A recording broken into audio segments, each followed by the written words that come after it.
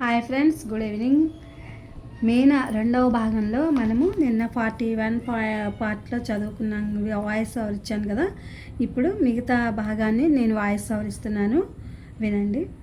ఇంకా మెలకువ రాలేదా? పక్క నుంచి వినిపించింది. వెంటనే కళ్ళు తెరిచాను. కృష్ణ కుర్చీలో కూర్చుని ఉన్నాడు. అతని ఎడమ చేతిలో అంతవరకు చదువుతున్నట్టుగా పేపర్ ఉంది. కుడి చేతిలో పొడిగాటి తొడిమి ఉన్న ఎండిపోయిన చామంతి పువ్వు ఉంది. దాని రెక్కలు సగం ఊడిపోయి ఉన్నాయి.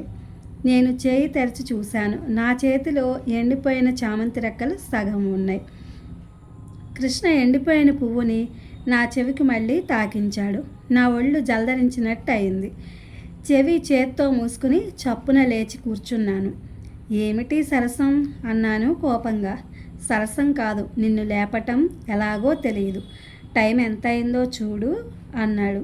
బాప్రే, ఎంతసేపు నిద్రపోయాను. నువ్వు వచ్చి ఎంతసేపు అయింది? కంగారుగా చూస్తూ అన్నాను. ఎక్కడి వాడివి నువ్వు? ఈ లేపేది కొంచెం ముందుగా లేపకూడదు? వాడు వచ్చింది ఇప్పుడే లేమ్మా. వచ్చి స్నానం చేశాడు, నిన్ను లేపాడు. పిన్నిగారు అందుకుంది. ఆవిడ వరస చూస్తే కృష్ణ మీద ఈగ వాలనిచ్చేట్టు లేదు. త్వరగా వెళ్ళి స్నానం చేసిరా. నేను కాఫీ తాగకుండా నీకోసం కూర్చున్నాను అన్నాడు కృష్ణ. నేను చకచక 10 నిమిషాల్లో స్నానం పూర్తి చేసుకోవడమే కాకుండా జడ కూడా వేసేసుకున్నాను. అంత చకచక తయారవుతున్న నన్ను చూసి నాకే ఆశ్చర్యం వేసింది. అమ్మ ఎప్పుడూ ఒట్టి జిడ్డు మొహంది. ఇంత ఆలస్యం చేసే మనిషిని ఎక్కడా చూడలేదు. ముఖం కడుక్కు రాదే అంటే 3 గంటలు అని అమ్మ విసుక్కోవడం గుర్తుకొచ్చింది. చల్లటి సాయంత్రం వేళ, ఎక్కువగా తెల్లటి బట్టలు, అవి కూడా నూలువి అయితే నాకెంతో ఇష్టం.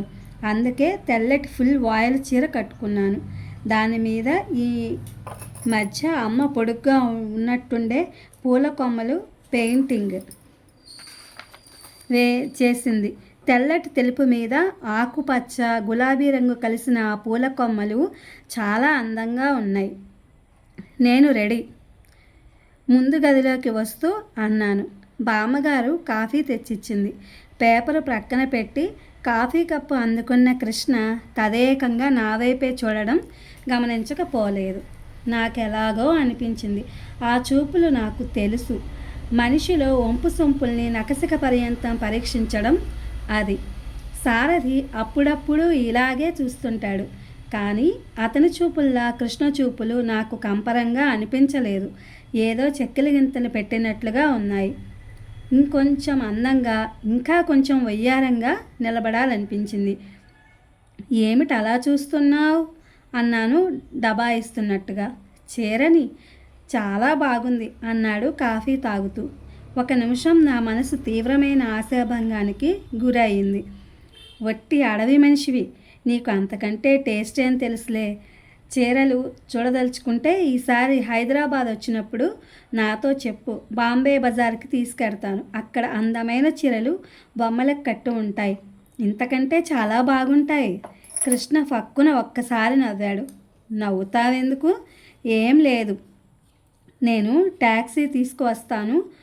కప్పు క్రింద పెడుతూ నవ్వుతూ ట్యాక్సీ కోసం వెళ్ళిపోయాడు. నేను ఒక్క క్షణం కాఫీ తాగడం మానేసి కనుబొమ్మలు ముడిచి అతను వెళ్ళిన వైపే చూస్తూ అలాగే నిలబడిపోయాను.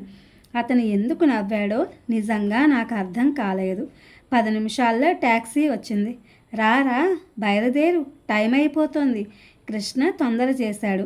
నేను వెళ్ళి ట్యాక్సీలో కూర్చున్నాను. కృష్ణ వచ్చి నా పక్కన కూర్చుని పోనీ అన్నాడు. ట్యాక్సీ కదిలింది. అదేమిటి పెట్టెలో అన్నాను ఆశ్చర్యంగా. మళ్ళీ వద్దాం. మళ్ళీనా? మనం ఇప్పుడు వెళ్ళేది ఎక్కడికో, దుర్గగుడికి. నేను సంభ్రమంగా అతని వైపు చూశాను. రాకరాక వచ్చిన మావయ్య కూతురివి, కనీసం ఈ మాత్రమైనా చూపించకపోతే ఎలా? నా వైపు చూస్తూ అన్నాడు. అతని చూపుల్లో మహత్తు ఏమిటో గాని నాకు వెంటనే అతని చేయి అందుకుని నా చేతితో పట్టుకోవాలనిపించింది. కృష్ణకి చదువు లేదు, డబ్బు లేదు, నిజమే. కానీ ఈ ప్రపంచంలో ఏ కాలేజీలు, ఏ విశ్వవిద్యాలయాలు నేర్పలేని ఉత్తమమైన సంస్కారం ఉంది. ఎదుట మనిషిని స్నేహపూరితమైన తన స్వభావంతో ఆకట్టుకోగల సరళత్వం ఉంది. ట్యాక్సీ సరాసరి దుర్గగుడి ముందుకు వచ్చి ఆగింది. ఇద్దరం దిగాం. కృష్ణ ట్యాక్సీని ఆగమని చెప్పాడు. పళ్ళు అమ్మే కొట్టు దగ్గరికి వెళ్ళి చిన్న బుట్టలో పళ్ళు, కుంకుమ, రవికల గుడ్డ కొనుక్కుని తెచ్చాడు. ఇలాతే నేను పట్టుకుంటాను అన్నాను. అతను అభ్యంతరం చెప్పలేదు. ఇద్దరం కలిసి ప్రక్కగా నడుస్తూ మెట్లు ఎక్కసాగాం. చల్లటి గాలి వీస్తోంది. ఆ గాలి నీటి మీద నుంచి వస్తున్నట్టుగా హాయిగా ఉంది. మధ్యాహ్నం నిద్రపోయి సాయంత్రం చన్నీళ్ళ స్నానం చేయడంతో బడలికంతా పోయింది. మనస్సంతా ఆహ్లాదంగా హుషారుగా ఉంది నాకు. కావాలని ఒక్కో మెట్టే నెమ్మదిగా ఎక్కసాగాను. అలసటగా ఉందా? ఉంటే చెప్పు, ఇక్కడెక్కడైనా కూర్చుందాం అన్నాడు కృష్ణ. తల తిప్పాను. నేను ఇంతవరకు ఎప్పుడూ గుడికి వెళ్ళలేదు. అసలు ఎక్కడికి వెళ్ళినా కారులో వెళ్తాం. వెళ్ళిన చోటులో మాకేదో రకంగా ప్రత్యేకత ఉంటుంది. అసలు తనకి అలాంటి ప్రత్యేకత లభించిన చోట్లకి అమ్మ వెళ్ళనే వెళ్ళదు. ఎక్కడికి ఏ సందర్భంలో వెళ్ళినా అందరూ మమ్మల్ని అతి మర్యాదగా చూస్తారు. వాళ్ళు చూపే ఆ మన్ననకి నాకేదో ఊపిరి ఆడనట్టుగా, ఏ కాలు ఏ చేయి కదిపితే ఏ కొంప మునుగుతుందనని బిగబట్టుకున్నట్టుగా ఉంటుంది. ఇక్కడ ఇదంతా మర్చిపోయి అందరితో పాటు నేనుగా అతి సామాన్యంగా నడవడం నాకు విచిత్రంగా గమ్మత్తైన అనుభవంగా ఉంది. ఇక్కడ ఎవరి గొడవ వారిదే. ఒకరి దృష్టి మీద ఒక్కరి దృష్టి మా మీద లేదు. నేను వేణమ్మ గారి కూతురునని ఎవరికీ తెలియదు. నాకు ఇప్పుడే రెక్కలొచ్చిన పావురంలా స్వేచ్ఛగా గాలిలో ఎగురుతున్నంత సంతోషంగా అనిపించసాగింది. ఇదంతా కృష్ణ మూలంగానే అనే భావన నాకు అతని పట్ల కృతజ్ఞత, ఆత్మీయతగా చూసేలా చేసింది. ఇద్దరం గుడిలో కాలు పెట్టాం. జనం అట్టే లేరు. కృష్ణ నా పేరు మీద ఏదో పూజ చేయించాడు. పూజారి అందించిన హారతి కళ్ళకద్దుకున్నాం. నేను బొట్టు తీసి పెట్టుకున్నాను. వంకర వచ్చిందని కృష్ణ కొనగోరుతో సరిచేశాడు. ఇద్దరం అక్కడ నుంచి మల్లికార్జున దేవాలయం వైపు వచ్చాం. ఆ గంటలు కొట్టడం, కొండల మీద నుంచి వస్తున్న ఆ చల్లటి గాలి, భక్తి శ్రద్ధలతో ఎంతో నమ్మకం ఉట్టిపడుతున్న ముఖాలతో దేవుడికి నమస్కారం చేసే ఆ జనం చూస్తే నాకెలాగో అనిపించింది. దేవుడి పేరిట మనుషులు పాటించే మూర్ఖాచారాల మీద అమ్మ విసుగుదల గుర్తుకొచ్చింది. కృష్ణ కళ్ళు మూసుకుని నమస్కారం చేశాడు. అతని ముఖం నిశ్చలంగా ఎలాంటి భావం లేకుండా ఉంది. నేను కళ్ళు తెరిచే చేతులు జోడించాను. కృష్ణ ఎలా నమస్కరించాడో క్రీగంట చూశాను. అక్కడ కొబ్బరికాయ కొట్టిన తర్వాత ఇద్దరం ప్రసాదం తీసుకుని యువతలకు వచ్చాం. కృష్ణ చేతిలో ఉన్న పువ్వు అడిగి తీసుకుని తలలో పెట్టుకున్నాను. ఇద్దరం పిట్టగోడ దగ్గరికి వచ్చి నిలబడ్డాం. క్రింద విజయవాడ అప్పుడే వెలిగిన లైట్లలో మిలమిలలాడుతోంది. దూరంగా కొండలు, ఇంకో ప్రక్కన బ్యారేజీ, కృష్ణానది. అక్కడి నుంచి చూస్తే ఆ శోభ కన్నుల పండువగా ఉంది. నేను పిట్టగోడ మీద 2 చేతులు ఆనించి వంగి అట్లే చూడసాగాను. కృష్ణ గోడ మీద మోచేయి ఆనించి కొద్దిగా నాకు అభిముఖంగా తిరిగి నిలబడ్డాడు. చాలా బాగుంది కదూ ఇక్కడ నుంచి అన్నాను. థ్యాంక్స్. ఎందుకు? నీకు నచ్చినందుకు. నేను అతని వైపు తిరిగాను. అతని కళ్ళు నా ముఖాన్ని తదేకంగా పరిశీలిస్తున్నాయి. నాకెలాగో అనిపించింది. ఏమిటి అలా చూస్తున్నావు? చీరనా? కాదు, నిన్నే. ఎందుకో గాని ఆ మాట నాకు చెక్కిలి గింత పెట్టినట్టు అయింది. అతని మొహంలో సూటిగా చూడలేకపోయాను. దిగంతాల వరకు కనిపిస్తున్న ఆకాశాన్ని చూస్తూ నిలబడ్డాను. ఇంకా అతను ఇలాంటి మాటలు ఏమైనా అనాలని, అంటే బాగుండునని మనసు పదే పదే కోరుకోసాగింది. ఆడవాళ్ళని పువ్వులతో ఎందుకు పోల్చారో ఇప్పుడు నిన్ను చూస్తుంటే అర్థమవుతోంది. అవునవును, పువ్వులే క్షణంలో వడిలి వాడిపోయి నేలవాలే పువ్వులు. కృష్ణ మాట్లాడలేదు. నాకేదో చెప్పాలని అనిపిస్తున్న భాష దొరకటం లేదు. నాకు అర్థం కాని మృదుమధురమైన భావం ఏదో గొంతులో పడ్డట్టుగా అయింది. ఏదైనా చెప్పు అన్నాను. ఏం చెప్పను? ఏదైనా సరే. నేను మోటువాడిని, పల్లెటూరు మనిషిని, నాజూకు మాటలు రావు. నువ్వే చెప్పకూడదు. వెక్కిరిస్తున్నావా నన్ను? నిజంగా చెప్పమంటావా? కృష్ణ ఆసక్తిగా చూచాడు. నేను ముఖం కొద్దిగా పైకెత్తి ఆకాశంలో మబ్బుల వైపు చూడసాగాను. రివ్వున వీస్తున్న చల్లటి గాలి నా నుదురు చెంపలు తాకి దూసుకుపోసాగింది. చెప్పనా? త్వరగా. ఈరోజు నాకెందుకో చాలా బాగుంది. నాకు బుద్ధి తెలిసిన తర్వాత ఇంత ఆనందంగా ఎప్పుడూ అనిపించలేదు. నువ్వు నమ్మినా నమ్మకపోయినా ఇది నిజం. నా వైపు చూస్తున్న కృష్ణ హఠాత్తుగా మొహం తిప్పుకున్నాడు. దూరంగా చూడసాగాడు. ఎందుకో కారణం అడగవేం? నాకు తెలియకపోతేగా. ఏం తెలుసు నీకు? బాగా క్రమశిక్షణలో అడుగడుగునా మీ అమ్మ ప్రభావానికి తల ఒగ్గుతూ పెరిగిన నీకు ఈరోజు స్వేచ్ఛగా అనిపించడంతో ఆనందం కలిగి ఉండవచ్చు. ఎంత బాగా చెప్పాడు.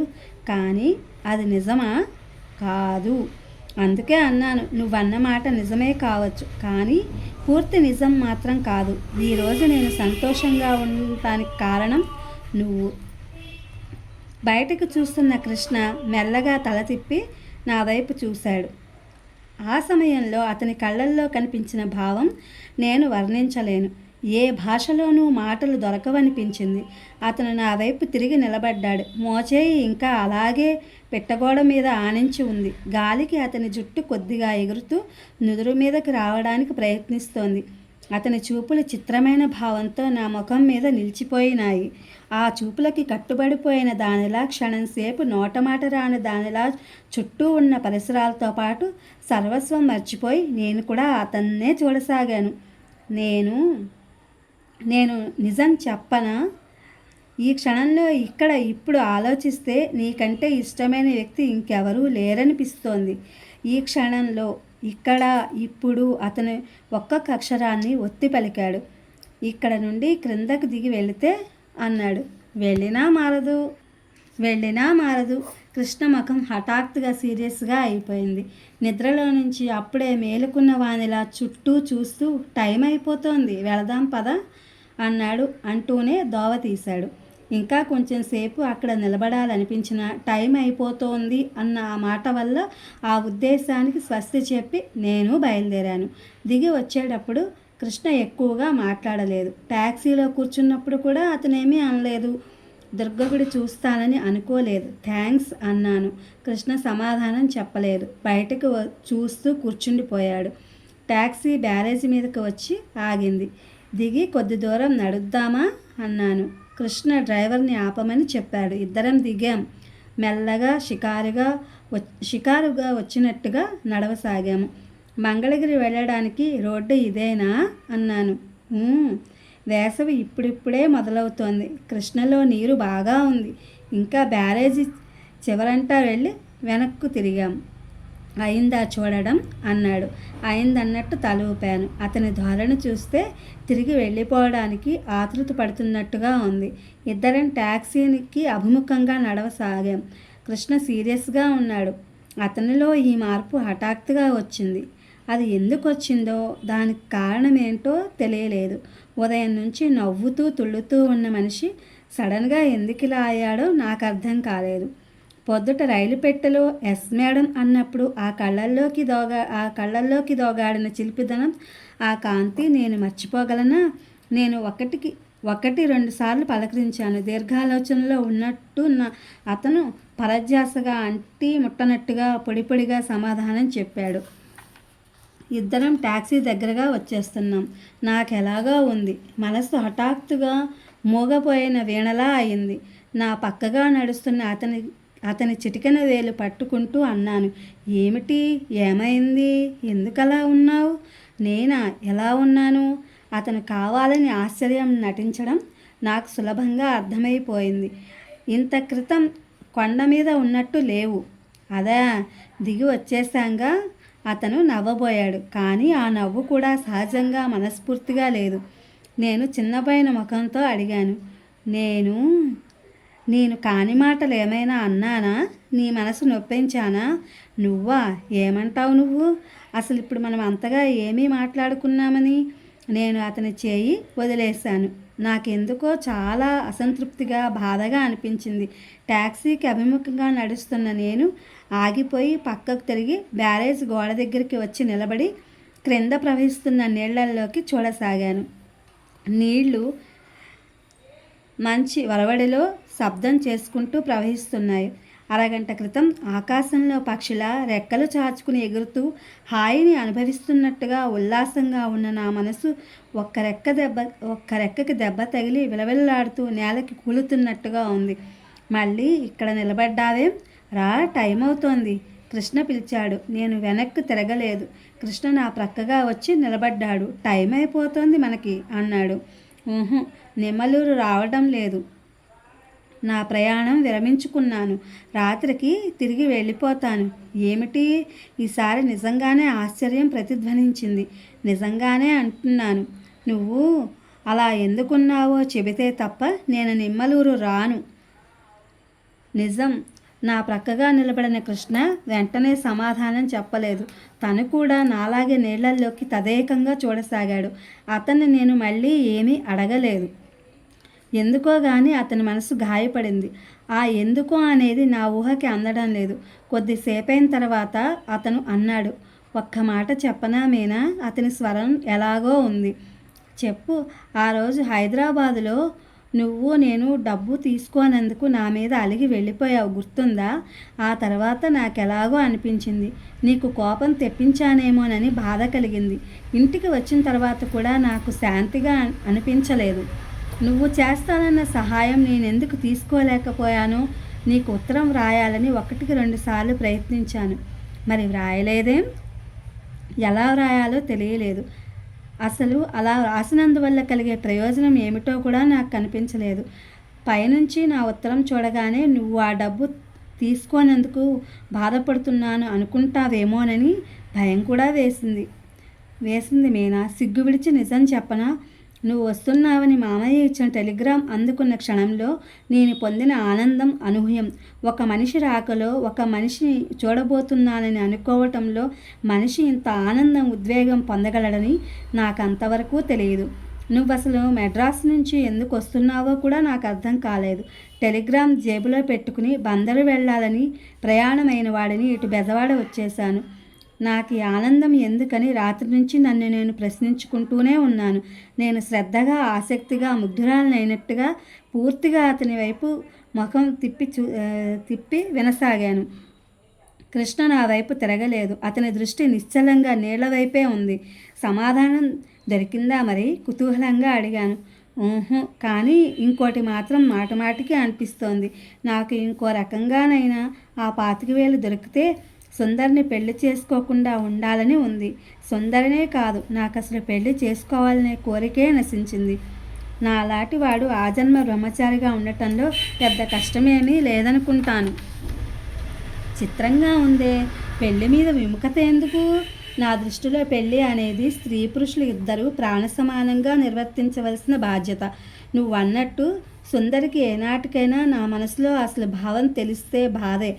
అదే కాదు, పెళ్ళైన తర్వాత ఆ అమ్మాయితో జీవితం కలిసి గడపడం కేవలం నటన అవుతుందేమోనని అనిపిస్తోంది. పోనీ ఆ డబ్బు నేను ఇచ్చేస్తాను, ఆ పొలం కొనేసుకోకూడదు? మన ఇద్దరి మధ్య ఉన్న స్నేహానికి ఆ మాలిన్యం తగలడం నాకు ఇష్టం లేదు. మాలిన్యమా? ఇందులో మాలిన్యమేముంది? ఆత్మీయులైన వాళ్ళు ఒకరికొకరు సాయం చేసుకోరా? అందరి సంగతి వేరు, మనం వేరు. అంటే ఇక వెళదామా? చాలా టైం అయింది, వెళదాం పద అన్నాను. టాక్సీ వైపు నడుస్తుండగా అడిగాడు. ఎక్కడికి? రైల్వే స్టేషన్కా, బస్ స్టాండ్కా? బస్ స్టాండ్కే గంభీరంగా అన్నాను. ఇద్దరం వచ్చి టాక్సీలో కూర్చున్నాం. కృష్ణ నా ప్రశ్నకు సూటిగా సమాధానం చెప్పలేదు. నిజమే, అయినా నాకేదో సమాధానం దొరికినట్టే ఉంది. అంతేకాదు, ఆ సమాధానం సంతృప్తిగా కూడా ఉన్నట్టు అనిపించసాగింది.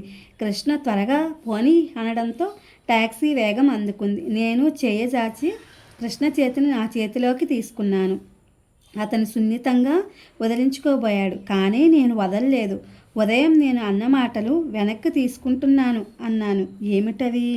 నువ్వు స్టేషన్కి రావడం వల్ల నా సుందర స్వప్నం ఏదో నాశనమైందని విసుక్కున్నానే.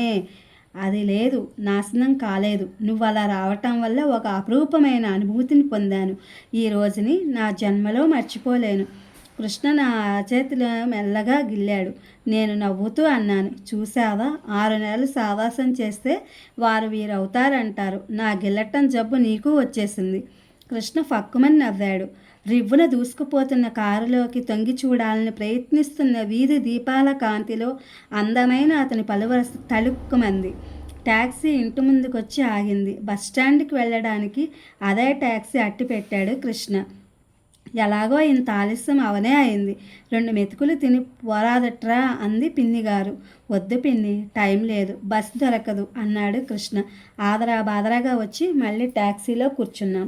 ఈరోజు ట్యాక్సీకి చాలా అయినట్టుంది కదూ అన్నాను. ఇప్పుడెందుకు ఆ ఆలోచన? నా మూలంగా నీకెంత ఖర్చు? నా ఆనందం కోసం నీకు శిక్ష బాగా అయింది అబ్బాయి గారికి అన్నాను. ఆ మాట అనకు. నీకోసం నేనేం ఖర్చు పెట్టలేదు. పూర్తిగా నా ఆనందం కోసమే నేను పెట్టుకున్నాను. నేను సంపాదించడం మొదలుపెట్టి ఇన్ని సంవత్సరాలైంది. నా కోసం నేను ఖర్చు పెట్టుకున్నది ఈ ఒక్కరోజే. ట్యాక్సీ బస్టాండ్ దగ్గరికి వచ్చి ఆగింది. కృష్ణ అన్నంత పని అయింది. ఆఖరి బస్ కదలడానికి సిద్ధంగా ఉంది. గబగబా పరుగులాటి నడకతో వచ్చి ఎక్కాం. మేము ఎక్కామో లేదో బస్సు కదిలింది. అమ్మయ్య, ఒక్క నిమిషం ఆలస్యం అయినట్టయితే తప్పిపోయేదేమో అనుకున్నాను. ఇది ఫ్రెండ్స్ 41 పార్ట్లో మిగతా దాన్ని పూర్తి చేయడం, వాయిస్ ఓవర్ అయింది. ఇది మీనా 2వ భాగంలో ఎద్దనపూడి సులోచనారాణి గారు రాసిన దానికి వాయిస్ ఓవర్ ఇచ్చాను. ఇది మీకు నచ్చుతుంది అనుకుంటున్నాను. విని ఆనందించండి. Please my channel like, share, subscribe and comment. Thank you for watching. Thank you for your support.